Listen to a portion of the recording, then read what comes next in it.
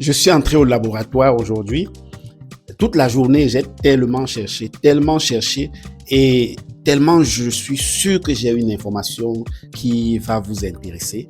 Je suis prêt à faire un pari avec vous. D'entrée de jeu, écoutez-moi bien, on fait le pari. D'abord, avant de faire le pari, abonne-toi à la page. Si tu es déjà abonné, c'est bien. Ça veut dire que tu es prêt pour le pari. Si tu n'es pas encore abonné, pour être prêt pour le pari, parce que l'un des prix à payer sera ton abonnement. Pour être prêt pour le pari, abonne-toi à la page. Donc, on va laisser 2 secondes ou 3 secondes pour s'abonner. Et là, tout le monde, tous ceux qui écoutent cette vidéo seront prêts. Et on va faire un jeu, un pari, qui est dangereux pour moi, mais je suis prêt à parier. Ça montre à quel point je suis sûr que j'ai une information qui va vous convaincre. 3. Abonne-toi. 2. 1. C'est parti. En fait, j'ai envie de vous dire quelque chose. J'ai fait tellement de recherches aujourd'hui sur toutes les chaînes, sur les plateformes, et je me suis rendu compte, après avoir compilé mes informations et tout ce que j'ai écouté, j'ai entendu, j'ai vu, que Donald Trump a berné le monde entier. Donald Trump a menti au monde entier. Il a menti comment? Je vous donne d'abord le mensonge et après on fait le pari. Donald Trump n'a pas bombardé le nucléaire. Le nucléaire iranien n'a même pas été touché. Même pas un peu été endommagé. Mais, bien au contraire, Donald Trump a fait ce qu'il a fait là, tout ce qu'il a fait, le bombardement et voilà, annoncer qu'il a bombardé et directement exiger un cessez-le-feu urgent. C'est une farce totale et terrible qu'il a fait afin de faire ce dont je vais vous dire dans la vidéo. Voilà l'info que j'ai à vous donner aujourd'hui. Maintenant, le pari, c'est quoi? Si tu écoutes ma vidéo jusqu'à la fin et que à la fin, tu n'es pas convaincu que ce que j'ai dit est vrai, tu te désabonnes. J'aurais perdu un abonnement. Si vous êtes nombreux à vous désabonner, je perds en crédibilité ma chaîne. Voilà, c'est bon, n'est-ce pas? On fait ce petit pari-là. Mais si vous êtes ne serait-ce qu'à 50-60% convaincu, partagez. Promettez aussi que vous partagez la vidéo dans au moins 5 groupes WhatsApp et vous incitez les gens à regarder la vidéo. Est-ce que vous êtes prêts pour le pari? Donc moi, si je perds, si je ne réussis pas à te convaincre, je perds ton abonnement. Et si vous êtes nombreux à vous désabonner, je perds beaucoup. Parce que c'est un travail de longue haleine. Mais si vous êtes convaincu au moins à 50% ou 60%, promettez aussi que vous partagez la vidéo dans au moins 5 groupes WhatsApp et vous incitez les gens à regarder. Tout de suite, on y va. Je dis ça pourquoi? Mes recherches m'ont permis de regarder. Regardez déjà, première chose, les États-Unis, pour situer un peu, les États-Unis, c'est la première puissance mondiale. Quand il y a un événement comme celui-là, où le nucléaire est brandi et fait le cœur, fait le cœur de l'information, le risque mondial, la personne qu'on attend le plus, qu'on attend même d'ailleurs, c'est les États-Unis. C'est le plus puissant président du monde, le pays le plus puissant au monde, c'est les États-Unis. Et vous avez vu, je n'ai pas besoin de vous dire, l'engouement qu'il y avait autour de Donald Trump. Tout le monde s'adressait à Donald Trump pour que Donald Trump s'adresse à Israël ou à l'Iran. Maintenant, il y a quelque chose. L'Iran a pris sur lui, Israël a pris sur lui d'attaquer l'Iran. Attaquer l'Iran. Et ça a provoqué une guerre qui, en principe, n'était pas censée finir si facilement. Quand il en est donc ainsi, les États-Unis doivent se prononcer. Ça chauffe à la main de Donald Trump. Donald Trump ne sait pas ce qu'il va faire parce que c'est délicat. Il suffit d'une mauvaise décision et les États-Unis perdent leur hégémonie, perdent leur puissance. Parce qu'une mauvaise décision, la Chine peut-être se positionne juste après la mauvaise décision et ça fait une montée de la Chine et une descente des États-Unis. Donc, la géopolitique se jouait vraiment sur ce point-là. Mais Donald Trump ne peut pas rester tranquille. il doit réagir parce que le silence aussi peut entraîner une certaine faille et un trou pour la Chine. Vous avez remarqué que la Chine ne parle pas des pluies. La Chine connaît les règles du jeu. Donc, Donald Trump, à un moment, décide de frapper l'Iran. Il frappe l'Iran une nuit sans avoir annoncé. Partout, il frappe avec les bombes dont on a, les missiles creuseurs dont on a longtemps, il frappe. Mais en principe, on dit que les missiles en question ne peuvent pas creuser plus de 30 mètres. Donald Trump n'en a pas frappé 50, mais on parle du sous-sol.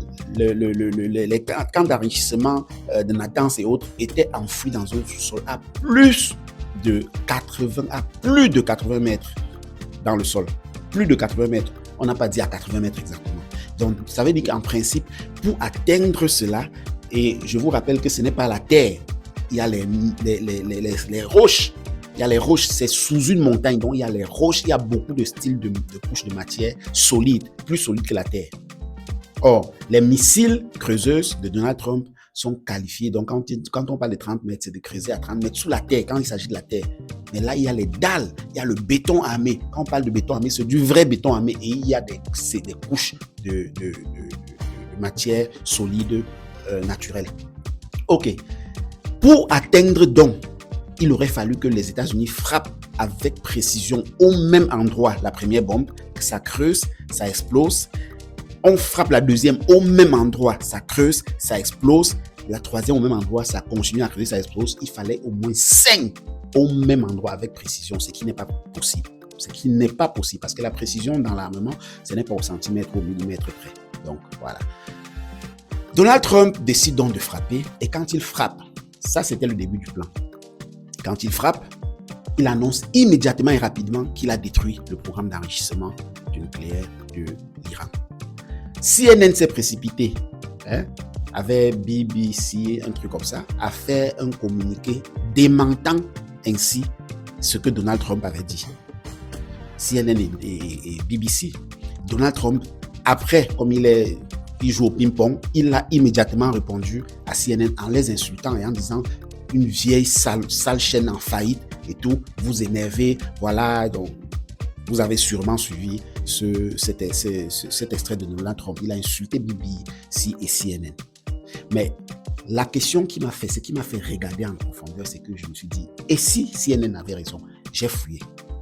Quand je fouille donc, pendant que je fouille, je tombe sur certaines vidéos qui me font également réfléchir. Vous savez, si les États-Unis détruisent totalement, donc fâchent sérieusement l'Iran, donc fâche l'Iran, il y a de gros dangers. Que l'Iran se révolte. Avant de continuer ça, je vais vous parler de... est-ce que vous connaissez le livre L'art de la guerre de Sun Tzu, le chinois, L'art de la guerre? Dans les recherches, toujours, j'ai pu être guidé et orienté vers le chapitre 7 qui est intitulé La lutte armée. Sun Tzu dit dedans que, je vais vous afficher la citation en vidéo, mais je vais carrément passer, je ne vais pas dire exactement. Sun Tzu dit dedans que quand tu comprimes ton ennemi pendant la guerre, il faut toujours lui laisser une porte de sortie. Parce que lorsqu'il se sent acculé au point où il ne peut plus s'échapper, là, il comprend qu'il doit débloquer son dernier énergie, l'instinct de survie. Et l'instinct de survie, c'est qu'il ne doit pas mourir sans se battre. Et quand il débloque cet instinct de survie, les dégâts peuvent être énormes. Appliquez ça un peu sur l'Iran. Si l'Iran s'était senti acculé jusqu'au dernier souffle, ce que Donald Trump a bien su, parce que là, je comprends que sûrement Donald Trump a, lors de la crise de la veille du bombardement, il a sûrement parlé de ce chapitre 7 de l'art de la guerre des choses. Parce que là, il a appliqué exactement ça. Il se dit, on va frapper l'Iran pour montrer aux yeux du monde que on a le pouvoir, on n'est pas timide, on n'est pas amorphe, mais on va le frapper de façon très stratégique. De sorte à ne pas asphyxier et mettre dos au mur carrément l'Iran, parce que si on le met dos au mur totalement, le désespoir peut naître et on risque de perdre énormément. Et si on perd énormément, c'est quoi? Si on le frappait au point de réellement détruire le nucléaire, ça va faire quoi? Vous connaissez le détroit d'Osmose. Le détroit d'Osmose, c'est un détroit qui fait passer plus de 20% du pétrole et du gaz mondial à travers le monde. Donc, quand on veut circuler le pétrole et le gaz dans le monde, ça passe 20% au moins passe par le détroit d'Osmose. Et le détroit d'Osmose, là, l'Iran a la capacité de bloquer le détroit d'Osmose. Parce que si l'Iran est frappé au point où elle ne trouve plus aucune issue, ça risque d'embraser une guerre qui va bloquer le détroit d'Osmose. Et si on bloque le détroit d'Osmose, la Chine à elle seule importe 80 à 90% du pétrole et du gaz venant de l'Iran. Donc la Chine est le client majeur, donc est un partenaire majeur dans le pétrole et le gaz de l'Iran. Vous voyez, la Chine ne parle pas des pluies, mais ses intérêts sont menacés. Les États-Unis ont intérêt à ne pas frapper plus fort que prévu. C'est pour ça que c'est délicat. Écoutez bien.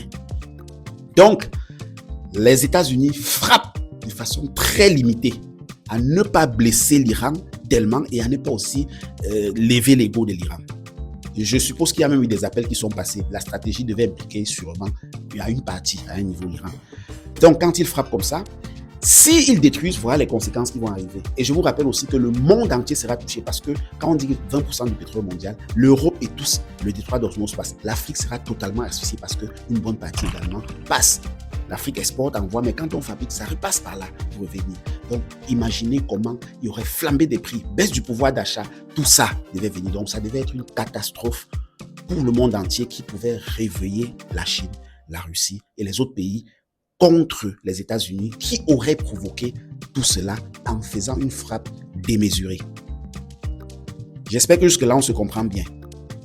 Donc, les États-Unis ont frappé de façon précise, sûre, sans asphyxier, en respectant le chapitre 7 de l'art de la guerre de Sun Tzu.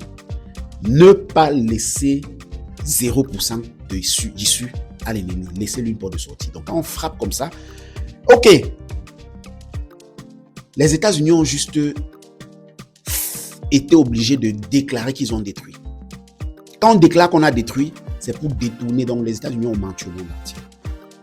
Pour détourner l'attention. La preuve, aucune détection des radioactivités dans le ciel du côté de l'Iran. Rien de chez rien. Aucune vidéo. Depuis le début de la guerre, vous avez vu des vidéos circuler de toute frappe qu'il y avait, avec les dégâts que ça a causé. Mais pour cette série d'explosions particulières, les États-Unis ont gardé les photos. Et vous savez qu'on filme toujours, ils ont gardé les photos presque secrètes. Quelques rares petites vidéos circulent, mais qui ne sont pas de nature à démontrer, preuve à l'appui, A à Z, que le site a été détruit. Donc, vous voyez un peu, on garde certains éléments. Donald Trump a donc fait ça pourquoi? Pour repousser l'échéance. Dans la vie, si vous avez un combat à mener, et que vous ne pouvez pas le gagner. Un combat doit être gagné. C'est ça les principes d'un battant, d'un combattant. De quelqu'un qui a une résilience, qui a l'art de la résilience. Vous devez gagner tous vos combats. Si vous n'arrivez pas à le gagner aujourd'hui, trouvez le moyen de le repousser que de l'abandonner ou de le perdre. C'est exactement ce que les États-Unis ont fait.